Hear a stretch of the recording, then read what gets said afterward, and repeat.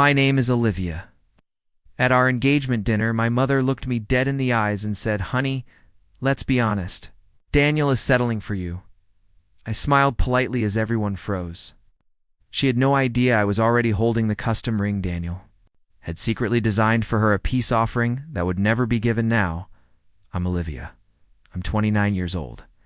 And at what should have been the happiest announcement of my life, my mother decided to publicly confirm what she'd always implied. I wasn't good enough. Before I tell you exactly how I transformed her calculated humiliation into a moment of truth that changed our family forever, do me a favor and let me know where you're watching from in the comments below. It's always amazing to see how these stories connect with people worldwide. Before we jump back in, tell us where you're tuning in from, and if this story touches you. Make sure you're subscribed, because tomorrow I've saved something extra special for you. It was a crisp autumn evening when Daniel proposed. The city skyline glittered behind us as he knelt on one knee, rain starting to fall softly around us. Neither of us noticed the weather. His hands trembled slightly as he held up a vintage emerald ring that had belonged to his grandmother. "Liv," he whispered, his voice catching, "you've made me believe in second chances. Will you marry me?" I couldn't speak through my tears, just nodded frantically until he slipped the ring onto my finger and pulled me close. We stayed there, wrapped in each other's arms, completely oblivious to the downpour that had soaked us both. When I called my father with the news, his reaction was pure joy. "Princess, that's wonderful. Daniel's a lucky man. When are you two coming over to celebrate?"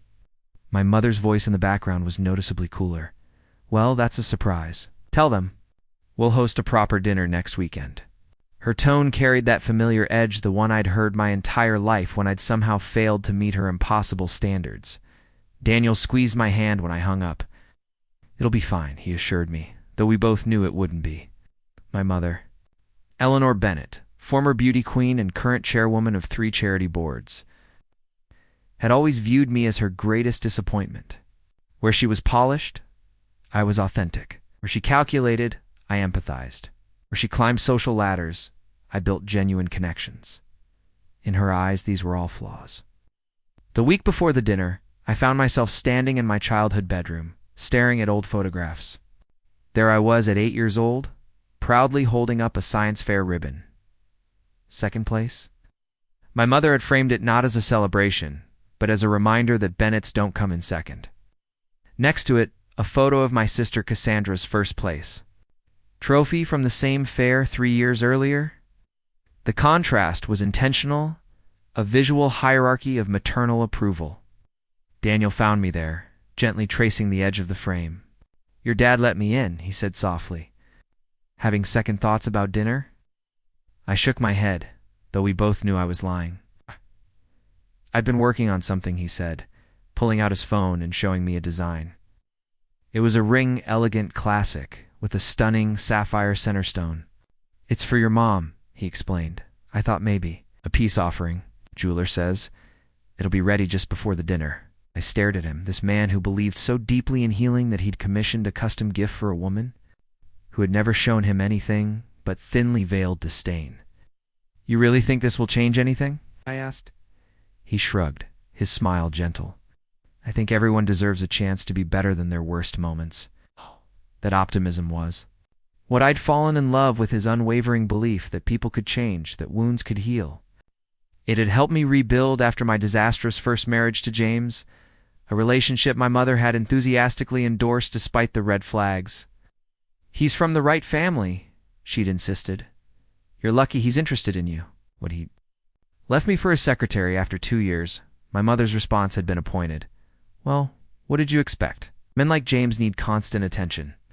Daniel was different in every way. A talented architect who'd worked his way up from nothing, he lacked the pedigree my mother valued, but possessed something infinitely more valuably. We'd met at a community garden where I volunteered. He was designing a children's learning pavilion pro bono. I'd been instantly drawn to his kindness, the thoughtful way he listened to everyone's input, and how he sketched little personalized designs for the neighborhood kids who came to watch him work. Our relationship had blossomed slowly, deliberately. He respected the walls I'd built after James and patiently waited as I lowered them brick by brick. I finally told him about my mother, about growing up feeling like I was perpetually in. Falling short, he didn't dismiss it or offer empty platitudes. Instead, he said, "She's wrong about you, Liv. And someday, I hope she realizes what she's missing." The night of the engagement dinner arrived with an oppressive sense of inevitability. My father had insisted on hosting it at Riverside, a high-end restaurant with panoramic views of the water, my mother's favorite for important occasions. She'd chosen the guest list: my sister Cassandra and her investment banker husband, my father's law partners and their wives, and a handful of family friends whose approval she valued. It was less a celebration and more a carefully orchestrated performance. Daniel and I arrived early. He wore a charcoal suit that made his eyes look even greener, and I'd chosen a deep blue dress that made me feel confident. When his pocket was a small velvet box containing Eleanor's ring, his gesture of goodwill. "Remember," he whispered as we walked in, "this night is about us, not her." My father spotted us immediately, rushing over with genuine warmth. "There's my girl," he boomed, wrapping me in a bear hug before shaking Daniel's hand vigorously. "And my future son-in-law, come. Come, everyone's just arriving." My mother appeared behind him, immaculate in a cream designer suit, her blonde hair swept into a perfect chignon. "Olivia," she said, air-kissing my cheek, "that dress is brave. Daniel, so good of you to come." The subtle emphasis on "you" spoke volumes. I watched her eyes flick to my engagement ring, noting the momentary tightening of her lips. The vintage emerald wasn't large or ostentatious, nothing like the massive diamond James had given Meade, but it was infinitely more precious. "It was his grandmother's," I said, though she hadn't asked. Preparing and narrating this story took us a lot of time, so if you are enjoying it, subscribe to our channel. It means a lot to us. Now back to the story. "How economical," she replied with a thin smile. The dinner proceeded exactly as I'd expected. My mother held court, orchestrating conversations, subtly highlighting Cassandra's recent promotion, her husband's new summer home in the Hamptons. When the topic turned to Daniel's work, she managed to make his success sound like a charming anomaly.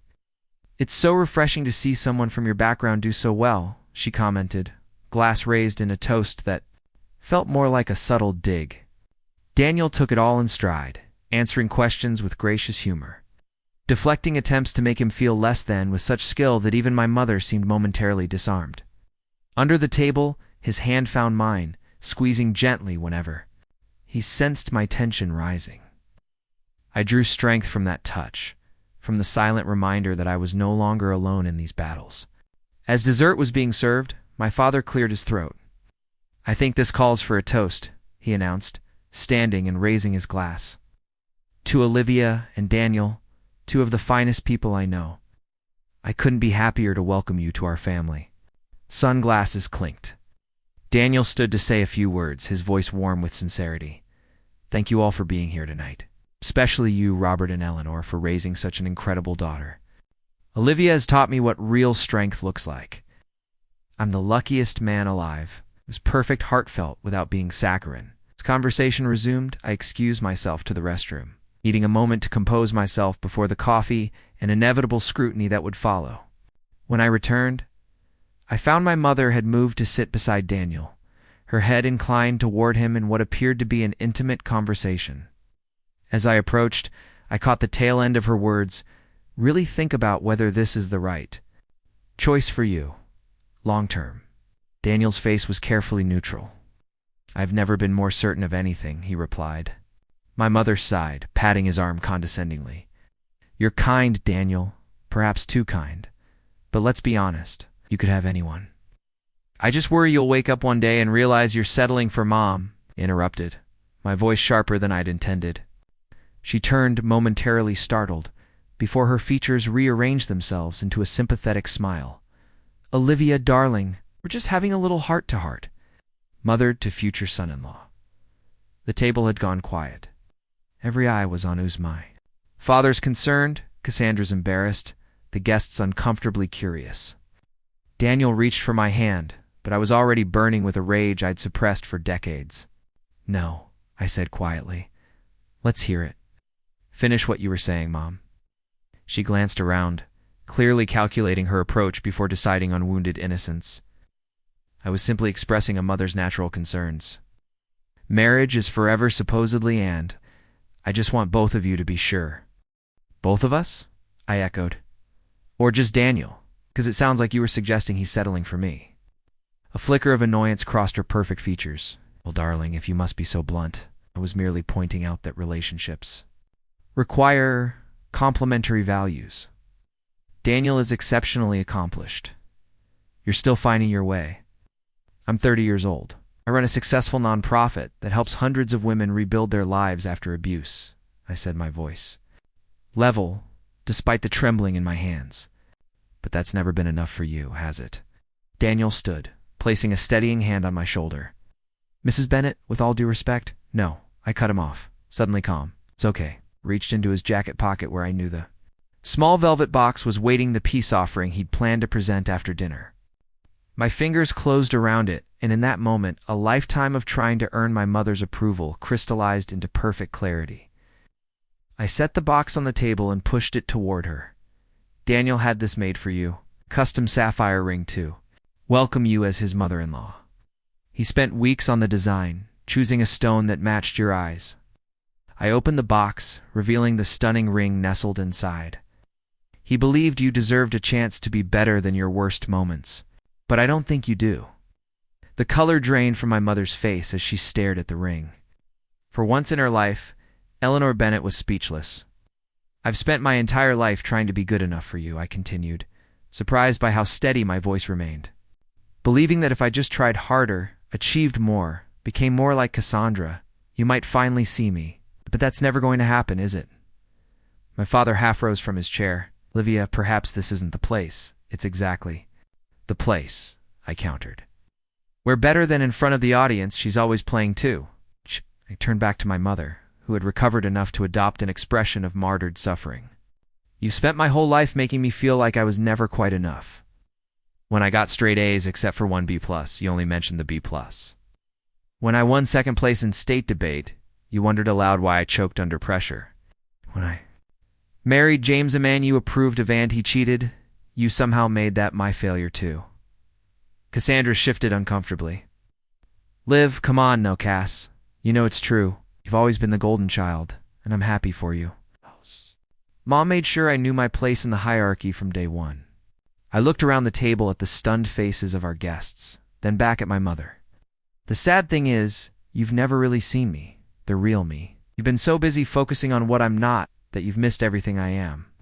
I felt Daniel's hand on the small of my back, a silent signal of his support. It gave me the strength for what came next. I'm done, I said simply. I'm done trying to earn your approval. I'm done making myself smaller to avoid threatening you.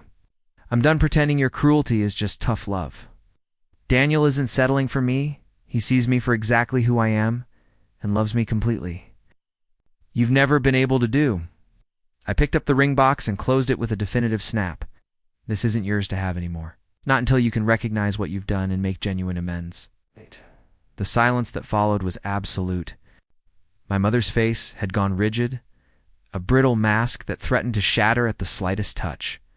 My father looked between us, conflict written across his features. It was Daniel who broke the silence. I think Olivia and I should go, he said quietly. Thank you for dinner. As we stood to leave, my father suddenly rose as well. He said, his voice cracking with emotion. To my astonishment, he walked over and wrapped me in a fierce hug. I'm sorry, Princess, he whispered. I failed you too. That unexpected moment of validation nearly broke me, but I held myself together as Daniel and I walked out of the restaurant. It wasn't until we reached the car that the magnitude of what had just happened hit me. My legs gave way and I sank against the passenger door, tears finally breaking free.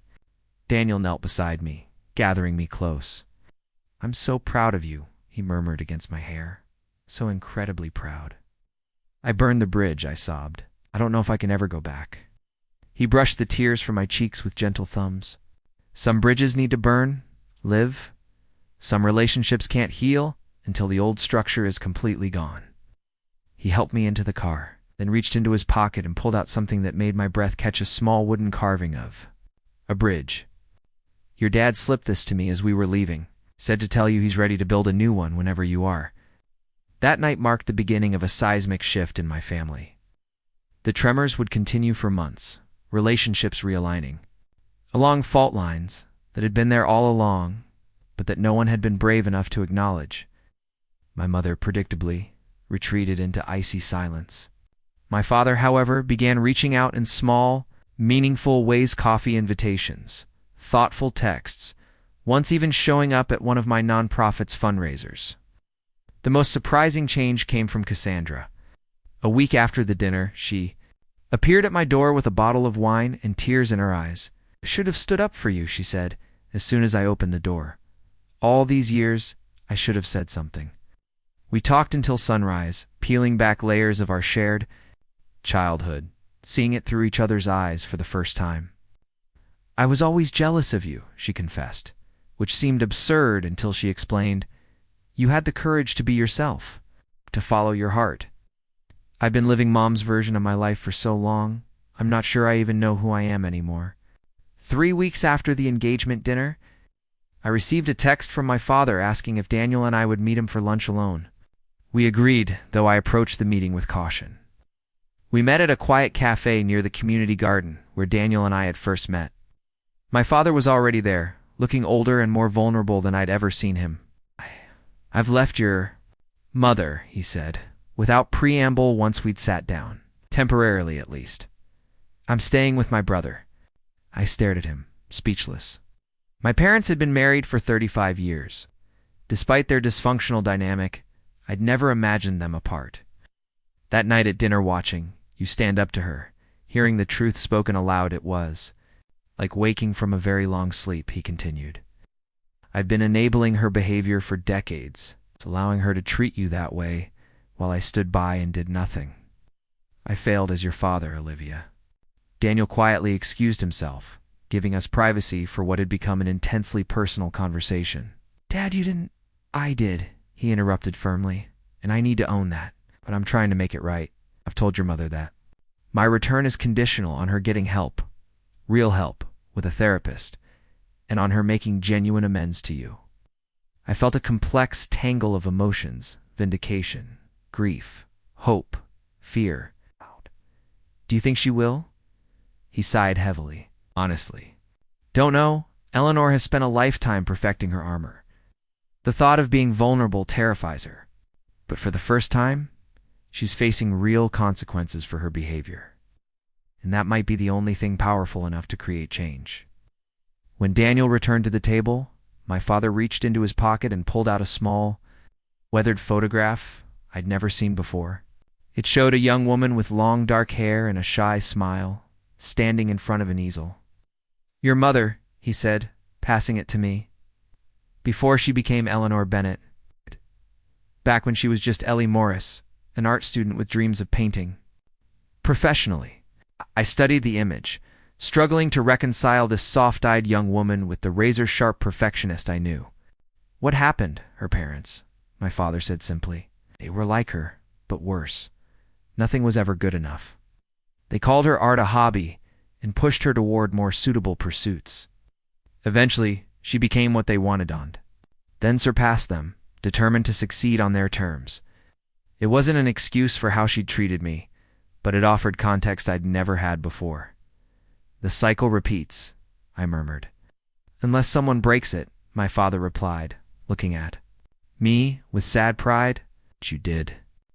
2 months after that lunch with my father, I found myself sitting on a park bench in the late afternoon sun, watching Daniel sketch preliminary designs for our home.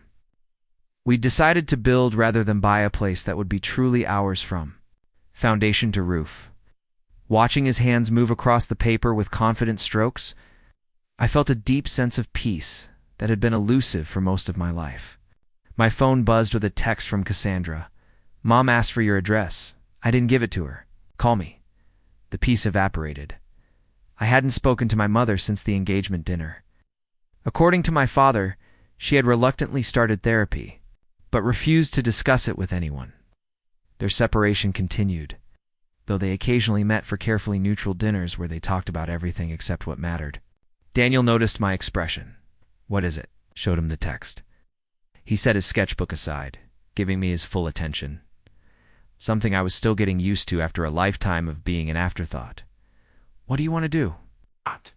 No, I admitted. Part of me wants to keep that wall up forever. Another part wonders if there's even the smallest chance things could be different. He took my hand, his thumb tracing gentle circles on my palm. Whatever you decide, I'm with you. But remember what Dr. Santiago said: boundaries aren't walls, they're doors you control. Dr. Santiago was the therapist I'd started seeing after the engagement dinner.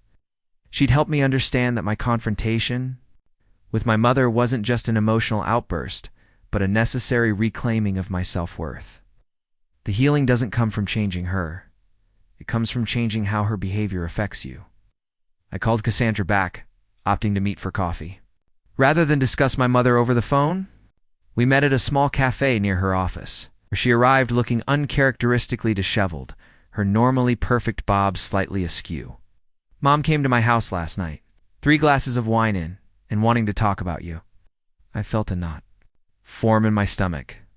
What did she want? To know where you live? When I wouldn't tell her, she got emotional. Cassandra stirred her latte absently. I've never seen her like that, Liv. She kept saying she needed to fix it before it's too late. Whatever that means. Too late for what? I don't know. But then she said something else, something about understanding what Grandma Morris did to her. Cassandra looked up, her expression troubled. Have you ever heard Mom talk about her mother before? I shook my head. Our maternal grandmother had died before I was born, and our grandfather when I was too young to remember. My mother rarely mentioned them except in the vaguest terms of ancestral pride. Dad showed me a photo of Mom when she was young, said her parents were even worse than she is. Well, apparently therapy is dredging up some stuff. She actually cried, Liv, real tears, not the performative kind she uses at charity galas. I didn't know what to make of this information. My mother, crying, acknowledging her own mother's treatment of her? It seemed as improbable as snow in summer. What do you think I should do? Cassandra considered this, tucking a strand of hair behind her ear. Honestly, I think you should meet her, but not alone and not without clear boundaries. Make her come to you on your terms. I decided to consult my father before making any decision. He'd been staying at Uncle Michael's for nearly 3 months now, the longest he'd ever been away from my mother. We met for lunch at a deli near his brother's place, where he greeted me with a warmth that still felt new and precious. Cassandra told me Mom's looking for me, that she got emotional, cried even. My father nodded slowly. She's starting to crack, Livy. The therapy is making her confront things she spent a lifetime burying. It's not pretty, but it might be necessary. Do you think I should see her? He was quiet for a long moment, considering. I think that's entirely up to you. You don't owe her your time or attention. But if you do decide to meet, know that she's fragile right now. More fragile than I've ever seen her. Why aren't you home then? She's changing if she's vulnerable. Because some wounds need time. And because I made you a promise no reconciliation without real amends. She's not there yet. That evening, after much deliberation, I texted my mother directly. I understand you want to see me. I'm willing to meet Saturday at Wildflower Cafe at 2 p.m. Daniel will be with me. I added the last part as both protection and statement. Daniel was my partner, my family now. Any path forward would need to include respect for that reality. Her response came almost instantly. Thank you, I'll be there. The days leading up to Saturday crawled by with excruciating slowness. I vacillated between dread and a reluctant curiosity. What version of Eleanor Bennett would show up? The imperious critic who dominated my childhood? The wounded woman my father had described? Or some new iteration formed in the crucible of therapy and consequences? Daniel offered to postpone a site visit to be with me, but I insisted he keep it. Just meet me there. One need a few minutes alone with her first. I arrived at Wildflower Cafe 20 minutes early, choosing a table in the back garden where the late October sunshine filtered through changing leaves. It was beautiful and neutral territory. Not her territory, not mine, just a peaceful space between worlds. At precisely 1:58 p.m., my mother appeared at the garden entrance. I almost didn't recognize her. Gone was the impeccable coiffure and designer wardrobe. Instead, her hair fell in a simple bob, her face bare of all but the most minimal makeup. She wore dark jeans and a simple cashmere sweater, elegant still. But without the armor of perfection she typically deployed. She hesitated when she saw me, as if suddenly uncertain of her welcome. I didn't rise to greet her, but nodded at the chair across from me. She crossed the garden with uncharacteristic diffidence and sat down, placing a large envelope on the table. Between us, thank you for agreeing to see me. Daniel will be joining us shortly. She nodded, glancing around the garden. This is lovely. I've never been here before. It's where I come to think. The owner donates pastries to our women's shelter every week. An awkward silence fell. My mother's hands fidgeted with the envelope, another unusual sight. Eleanor Bennett never fidgeted. I've been seeing Dr. Levine twice a week for the past 2 months. Dad mentioned you were in therapy. She winced slightly. How was he conflicted? Sad, but also freer somehow. She nodded, accepting this. I deserve that. I've been difficult to live with. The understatement was so enormous I almost laughed. Instead, I sipped my tea and waited. This meeting was her request. Let her do the work, Olivia. I owe you an apology. Many apologies, actually, but I want to start with the most recent. What? I said at your engagement dinner was cruel and false. Daniel isn't settling for you. If anything, you're settling for all of us who never appreciated you properly. The words were right, but I'd heard perfect words from her before. Eleanor Bennett was a master of saying the right thing when it served her purposes. Why? Say it then. She looked down at her hands. The simple answer is that I was jealous. Jealous? This was so unexpected I couldn't hide my surprise. Of what? Of your happiness. Of the way Daniel looks at you like you're the answer to a question he's been asking his whole life. Her voice grew quieter. No one has ever looked at me that way. Not even your father, though he tried. I studied her face, searching for the manipulation beneath the vulnerability, but found only a tired woman in her 60s, confronting the wreckage of her choices. Still, I wasn't ready to offer absolution. That doesn't explain a lifetime of criticism. She looked up then, her eyes so like mine swimming with tears. No, it doesn't. For that I need to show you something. She pushed the envelope toward me. These might help you understand. It's not excuse, but understand. Inside the envelope were photographs, letters, and what appeared to be pages from a journal. The top photo showed a stern-faced woman standing behind a young girl, my mother, at perhaps 10 years old. The woman's hands rested on my mother's shoulders, but there was no affection in the touch. It looked more like restraint.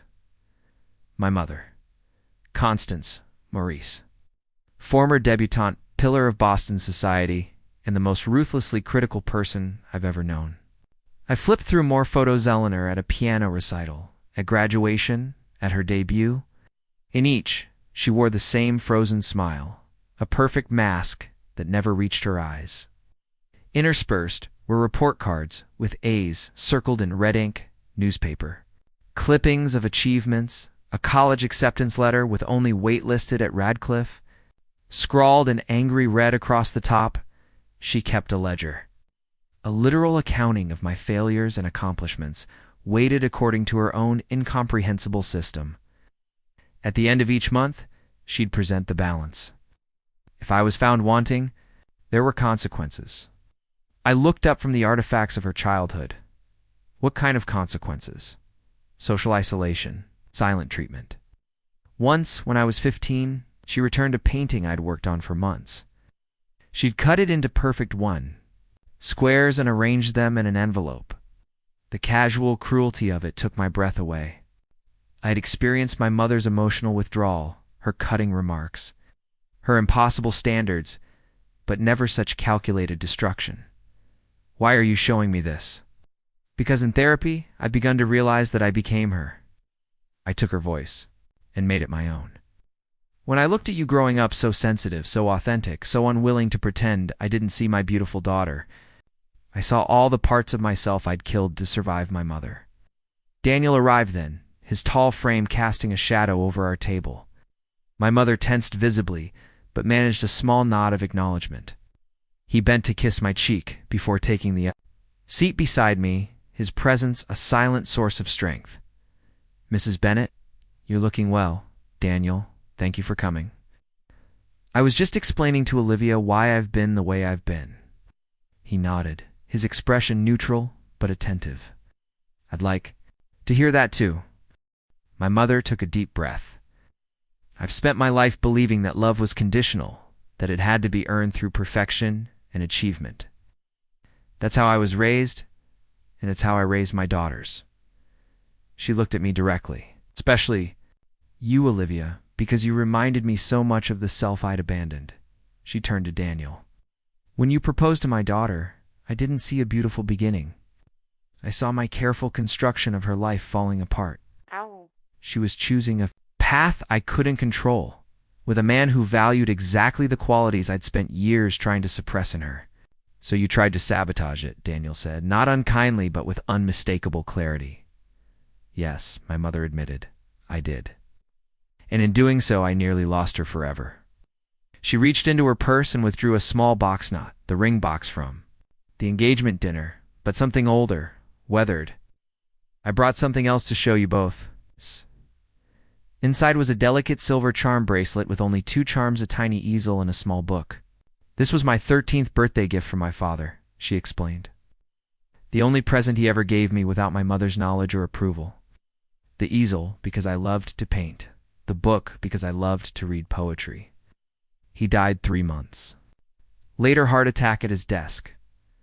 My mother put this away, said it was childish and sentimental. I found it when I was cleaning out her house after she died. The revelation of this hidden piece of my mother's history, this evidence that she had once been a girl who painted and read poetry, who treasured small symbols of being seen, shifted something in the atmosphere between us. Not forgiveness, not yet, but perhaps the beginning of understanding. I can't undo the past, Olivia," she continued, closing the box carefully. "I can't give you back the childhood you deserved or erase the hurtful things I've said, but I can try to be different going forward if you'll allow me the chance." I felt Daniel's hand find mine under the table, a silent reminder that, whatever I decided, I wasn't alone. "What does different look like to you?" I asked. "Honest," she replied, without hesitation, present, accepting, learning to love without conditions or expectations. She swallowed hard and patient. "I know trust has to be rebuilt slowly, and Dad?" I asked. "Da-da-da-da-da. What about your marriage?" A look of genuine pain crossed her face. "That's up to Robert. I've hurt him too, treated his kindness as weakness for years. He deserves better, whether that's a better version of me or freedom from me entirely." I considered her words, weighing them against a lifetime of experience. The woman sitting across from me was both familiar and strange. My mother, yet not the mother I knew. Was this transformation genuine? Temporary? A sophisticated manipulation? I couldn't be sure, and that uncertainty kept my heart guarded. "I don't know what to say to you right now," I finally admitted. "This is a lot to process." She nodded, accepting this without protest, another departure from her usual insistence on immediate resolution. "I understand. I don't expect forgiveness today. Just wanted a chance to start telling the truth." Daniel spoke up then. "Mrs. Bennet, I appreciate your honesty, but I need to be clear about something." His voice was gentle but firm. Ow. "Olivia is the most remarkable person I've ever known. Her compassion, her integrity, her courage. These aren't weaknesses to be corrected. They're gifts. If you want to be in our lives, you need to see that." My mother looked at him with new eyes, not evaluating his worth according to her shallow metrics, but truly seeing the man who loved her daughter. "I'm beginning to," she said softly. "Far too late, but I'm beginning to." As the meeting drew to a close, I found myself at a crossroads. The little girl in me wanted to maintain the wall, to protect myself from future hurt. The woman I'd become recognized that healing sometimes requires risk. "I'm willing to try," I said finally. "Small steps. Maybe a coffee once every couple of weeks. But I need time, and I need to see consistent change. The relief on my mother's face was palpable. "Thank you," she whispered. As she rose to leave, she hesitated, then reached into her purse one last time. She placed a small USB drive on the table. "One more thing. These are the files from my therapy journal. Dr. Levine suggested I record my thoughts between sessions." She pushed it toward me. "You don't have to look at it. But if you ever want to understand more about why I was the way I was, it's all there. There's no excuses, just context." After she left, Daniel and I sat in silence for several minutes, the USB drive between us like a loaded weapon. "You don't have to read it," he said eventually.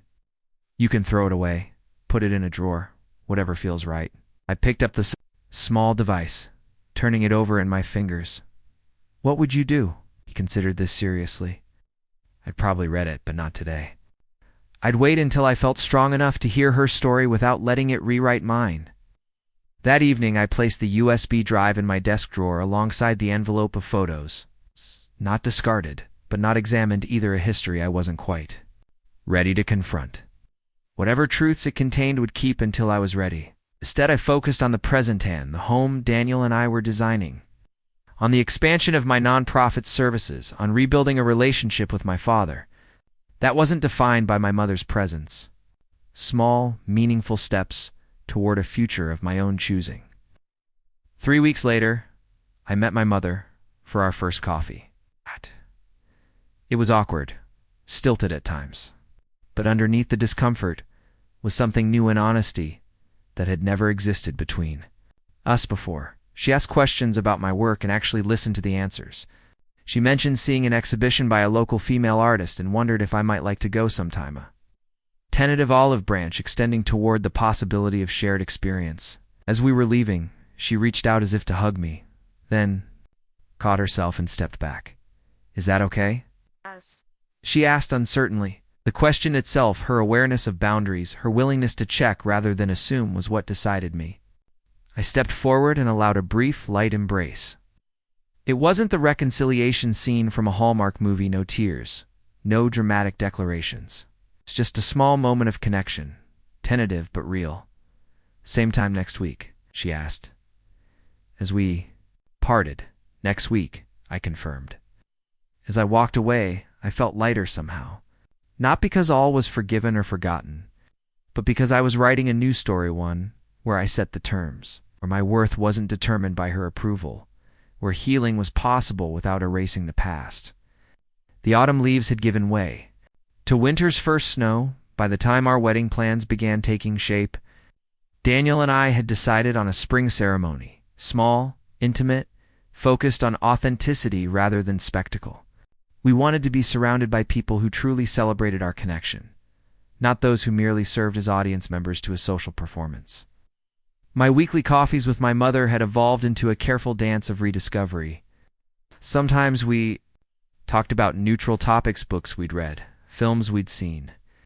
Other times, we ventured into more difficult territory, memories from my childhood, clarifying misunderstandings that had festered for decades. She was different now, softer around the edges, more willing to listen than to pronounce. There were still moments when the old Eleanor emerged, a reflexive judgment or subtle criticism that made my shoulders tense. But increasingly, these were followed by a pause, a visible recalibration, and sometimes even an apology. "I'm unlearning," she explained once. 60 years of habits don't disappear overnight.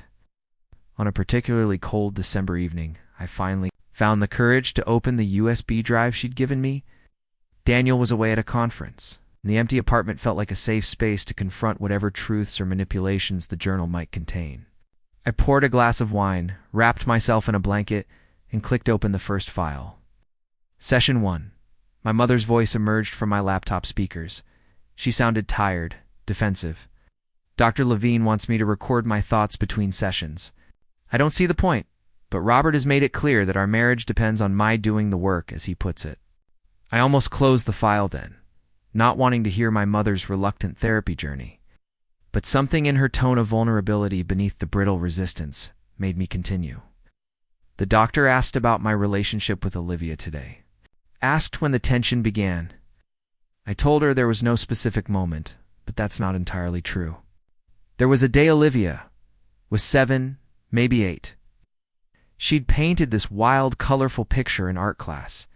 Nothing representational, just pure emotion on paper. She was so proud, dancing around the kitchen, her face alight. I looked at that painting and saw myself, the self I'd buried decades ago. My mother's voice cracked slightly, and I felt this surge of, I don't even know what to call it, terror, rage. I took the painting, told her it was messy, undisciplined. I can still see her face falling, that light going out. God, what kind of mother does that? I sat frozen, the wine forgotten in my hand. This was a memory I'd buried the painting. Her dismissal, my crushed spirit. Hearing her acknowledge it, name it as the cruelty it was, loosened something tight in my chest. I continued through the files, listening as my mother gradually moved from resistance to reluctant insight to genuine remorse. She spoke of her own mother's coldness, her father's emotional absence, the boarding school where perfection was the only acceptable currency. She recounted her early love of art, abandoned when her mother called her work derivative and sentimental.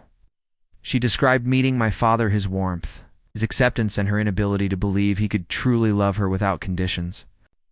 I thought I was protecting Olivia, she admitted in a later recording, preparing her for a world that punishes women who show too much heart. But Dr. Levine asked me today, what if I was wrong? What if authenticity is strength, not weakness? What if I'd been fighting the wrong battle all along? By the time I reached the final recording, dated just before our first coffee meeting, tears were streaming down my face. It's not just for the little girl I had been, desperate for approval, but for the young woman my mother had been, her passions crushed, her spirit contorted to fit someone else's idea of worthiness. I don't know if Olivia will ever forgive me, her voice said softly. I'm not sure I deserve forgiveness. But Dr. Levine says that's not the point, that the work isn't about earning back what I've lost, but about becoming someone who wouldn't cause that harm in the first place. Someone who can love without conditions. I don't know if I can be that person, but for the first time in my life, I want to try. I closed my laptop, feeling wrung out but strangely peaceful. The recordings hadn't erased the pain of my childhood, but they had transformed the narrative. My mother's cruelty hadn't been about my inadequacy, but about her own wounded heart. The revelation didn't excuse her behavior, but it did release me from the lifetime of wondering what was wrong with me. The next morning, I called my father. I listened to Mom's therapy journals, I said without preamble. A pause on the other end. And I think she's really trying, Dad, sighed, a sound laden with decades of complicated love. I think so too, Livy. I've been meeting with her and Dr. Levine once a week. There's a lot of ground to cover. Are you going home? I asked, realizing how much I wanted that answer to be yes, not because I needed my parents to stay together, but because I wanted to believe that genuine change was possible, that damaged relationships could heal. Not yet, he said. But I'm considering it. We're taking it slow, rebuilding trust, step by step, much like you two are doing.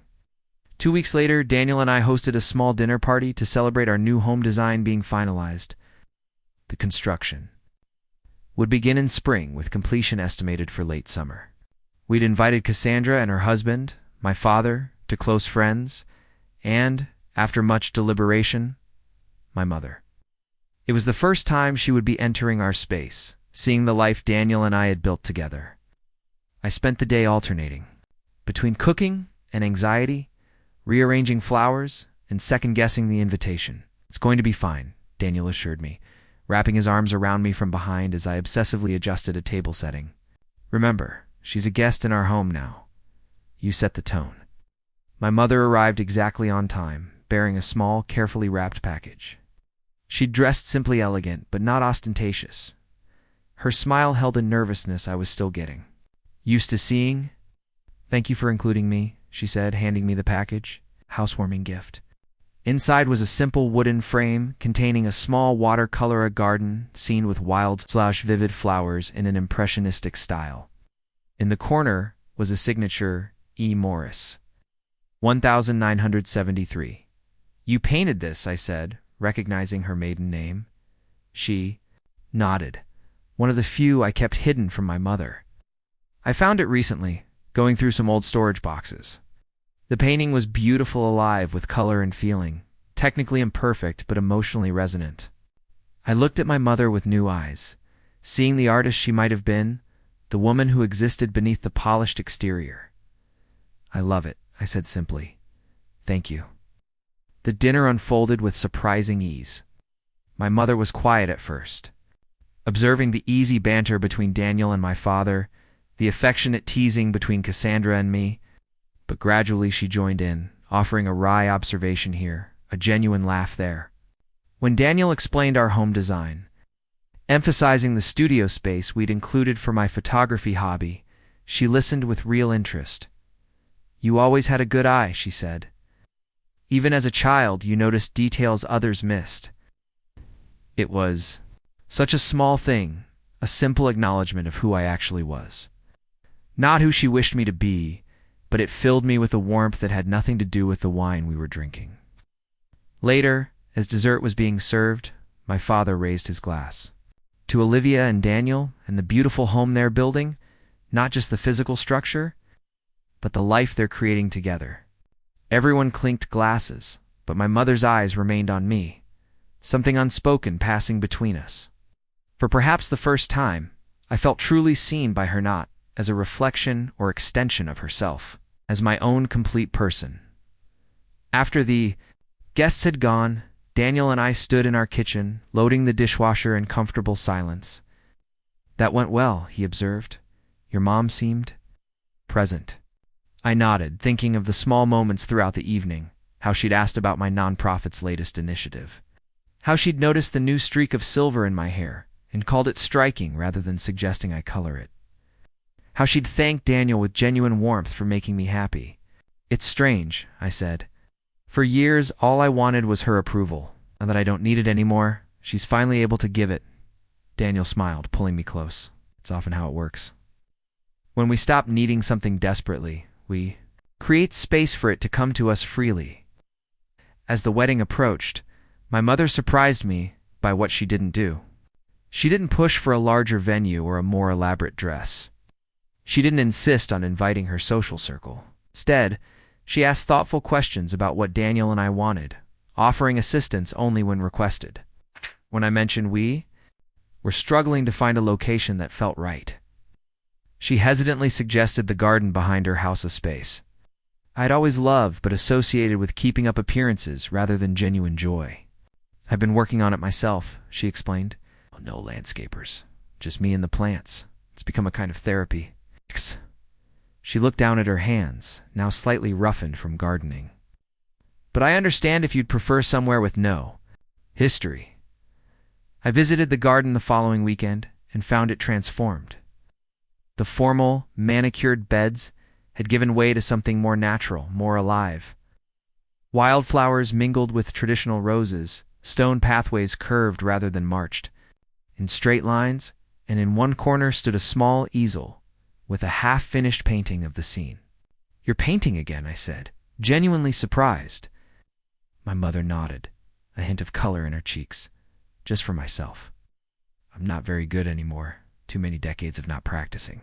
But you're doing it," I pointed out. "That's what matters." We walked the garden together, and for the first time I could imagine saying my vows in this space not as a concession to family tradition, but as a conscious choice to celebrate new growth in a place that had been reclaimed and reimagined. "We'd like to have the ceremony here," I told her before leaving. "If the offer still stands."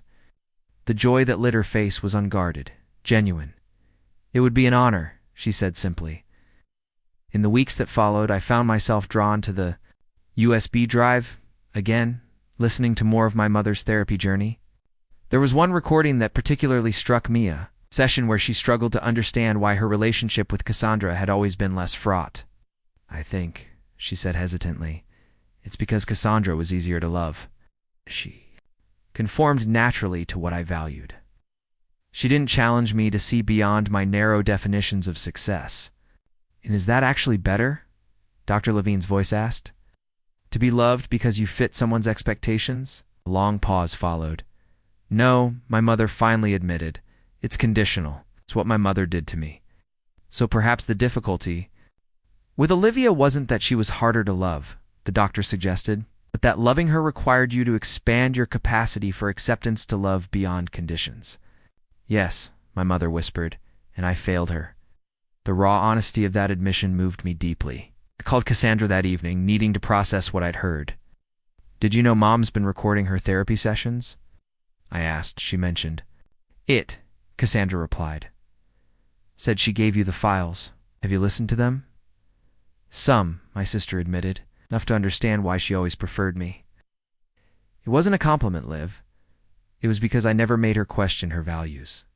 We talked late into the night, two adult women reassessing a shared childhood through newly mature eyes. Cassandra confessed her envy of my authenticity, my willingness to pursue my own path despite our mother's disapproval. I acknowledged my resentment of her seemingly effortless ability to win maternal approval. But it wasn't effortless, she said quietly.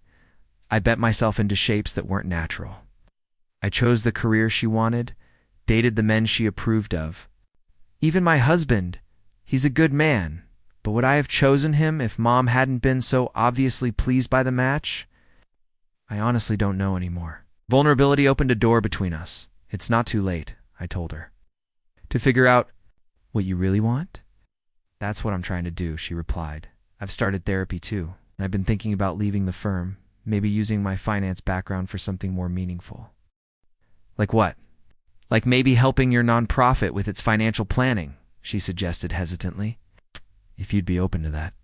The idea of working with my sister, combining her analytical skills with my passion for service, felt right in a way I couldn't have imagined a year earlier. I'd love that, I said sincerely. As March melted into April, the wedding preparations accelerated. Daniel and I had opted for simplicity, a ceremony with 40 guests, followed by a dinner in my mother's transformed garden. No elaborate decorations. Needed, spring would provide its own backdrop of blooming flowers and fresh greenery. 2 weeks before the wedding, my mother invited me to lunch. She seemed nervous, picking at her salad before finally reaching into her purse and withdrawing. A small velvet box. I want to give you something, she said. For the wedding. But only if you want it. Inside the box was a delicate pearl hair comb, antique and beautifully crafted. It was my grandmother's, my father's mother, she explained. The only woman in the family who showed me unconditional kindness. She wore it at her wedding in 1925. I ran my finger over the pearls, feeling the weight of history. It's beautiful. You don't have to wear it, she added quickly. I know you might not want anything from me as part of your day, but I wanted you to have the option of carrying a piece of the good parts of our family history with you. Gesture touched me deeply, not just the offering of the heirloom, but her awareness that I might decline, her respect for my choice either way. I'd be honored to wear it, I said softly. Her eyes filled with tears. There's something else I want to tell you, she said, her voice thick with emotion. Your father is moving back home next week. We're going to try again, really try this time. Oh, Mom, that's wonderful, I said, genuinely happy for them both. She smiled, wiping away a tear. It feels like a second chance I don't deserve, but I'm grateful for it. She reached across the table and tentatively touched my hand. Just as I'm grateful for the chance you've given me.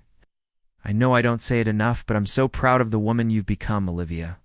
Not despite my interference, but in spite of it. You had the courage to be yourself when I tried to make you someone else. It's a kind of strength I'm only beginning to understand. The wedding day dawned clear and perfect. April sunshine warmed the garden, coaxing the last of the spring bulbs into bloom. In the guest room of my parents' house, I prepared with Cassandra's help. My dress, a simple sheath of ivory silk that made me feel both elegant and authentically myself. My mother knocked softly before entering, already dressed in a subtle blue ensemble that complemented rather than competed with my bridal attire. She carried a small bouquet of wildflowers, not the traditional roses or lilies, but the same untamed varieties I'd loved as a child. From the garden, she explained. Thought you might like them for your bouquet? Only if they suit, of course. They were perfect, vibrant, alive, unconstrained by convention. just like the life Daniel and I were building. They're exactly right, I said, taking them gratefully. She helped me secure the pearl comb in my hair, her hands gentle and careful. Our eyes met in the mirror, reflecting generations of women her grandmother. Me connected by this small, beautiful object and the complex, imperfect love that had survived despite everything. Thank you, I said softly. It's not just for today, but for trying, for doing the work. She nodded, understanding flowing between us. The gift has been mine, Olivia. Getting to know my daughter, the real you, not the version I tried to create. When my father came to escort me to the garden, he paused in the doorway, his eyes misting as he took in the sight of his wife and daughters together, the three of us in a moment of genuine harmony. My girls, he said simply, his voice thick with emotion. As I walked through the garden toward Daniel, I felt a profound sense of rightness, not just about the man waiting for me, but about the journey that had brought me to this moment. The path hadn't been easy or straight. It had required confrontation, boundary setting, painful honesty, and tentative forgiveness. But each difficult step had led me here to a life defined by authenticity rather than appearance, by love freely, given rather than approval desperately sought. Daniel's face as I approached was everything open, loving, seeing me completely. When we exchanged vows, promising to choose each other every day through whatever life brought, I felt the weight of those words, their challenge, and their possibility. At the reception, my father gave a toast that brought tears to every eye. To find love is a blessing, he said. But to choose love day after day, especially when it's difficult, that's the real miracle. Today we celebrate not just the beginning of Olivia and Daniel's marriage, but the triumph of love that perseveres, that grows, that heals. His eyes found my mother's across the table, a lifetime of complicated history passing between them. She reached for his hand, a gesture of hope for their own renewed commitment. Later, as twilight softened the garden, Daniel and I swayed together on the small dance floor. Happy, murmured against my hair. Beyond words, I replied.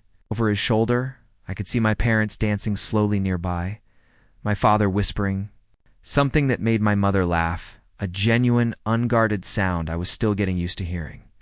Did you ever imagine we'd end up here? I asked, nodding toward them. A year ago, I mean? Daniel considered this. I always believed in the possibility of change, he said. But the reality of it seeing your mother become more authentic. Your father stand in his truth. You and Cassandra finding a new relationship, it's more beautiful than I could have imagined. It's still fragile, I acknowledged. We're all still learning, still making mistakes. That's what makes it real, he pointed out. Perfect things don't grow, they're already finished. As the evening deepened into night, fairy lights twinkled in the trees, casting a magical glow over the garden. I found myself standing slightly apart from the celebration, taking in the scene, my family and closest friends laughing, dancing, connecting in this space that had once represented constraint but now embodied possibility. My mother approached, offering a glass of champagne. A penny for your thoughts, she said. I smiled, accepting the glass. I was just thinking about how far we've all come. How different things could have been if I hadn't spoken up at that engagement dinner. She nodded thoughtfully. It was the wake-up call I needed, even though I didn't know it then. She looked. Out at the garden, she'd transformed with her own hands. Sometimes the most loving thing isn't acceptance or forgiveness. Sometimes it's the truth, even when it hurts. I never thought I'd hear you say that, I admitted. I never thought I'd believe it, she replied with a small smile. But here we are. We stood in comfortable silence, watching Daniel chat animatedly. With my father, their heads bent together in easy camaraderie. He's a good man, my mother said softly. You chose well. I chose for love, I replied. Real love, not status or appearance. She touched my arm lightly. That's the only kind. Worth choosing. Coming from Eleanor Bennett, once the ultimate arbiter of social advantage, these words represented a revolution. As the celebration continued around us, I realized that the true gift of the past year hadn't been reconciliation alone. It had been liberation from the need for approval, from the prison of perfectionism, from the limited definitions of success and love that had constrained us all. In their place had grown something more complex, but infinitely more valuable: the freedom to be authentically ourselves, the courage to speak difficult truths, and the capacity to love beyond conditions. Daniel caught my eye across the garden and smiled, a private message between us. I moved toward him, drawn as always to his steady presence. Whatever challenges the future held, we would face them together, grounded in the truth of who we were and the life we were choosing to build. That certainty, not of perfection but of authentic connection, was the most beautiful inheritance of all. Up next, you've got 2 more standout stories right on your screen. If this one hit the mark, you won't want to pass these up. Just click and check them out. And don't forget to subscribe and turn on the notification bell so you don't miss any upload from us.